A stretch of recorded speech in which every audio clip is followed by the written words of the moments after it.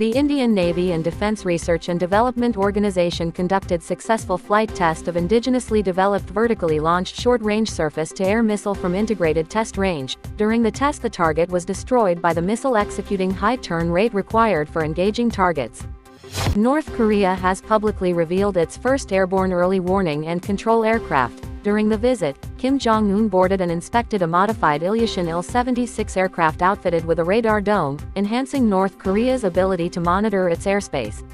Russia has developed new mobile anti-drone system equipped with laser weapon, a move aimed at countering growing threat posed by unmanned aerial systems. During the demonstration, the weapon was seen destroying small fixed-wing drone using directed energy beam.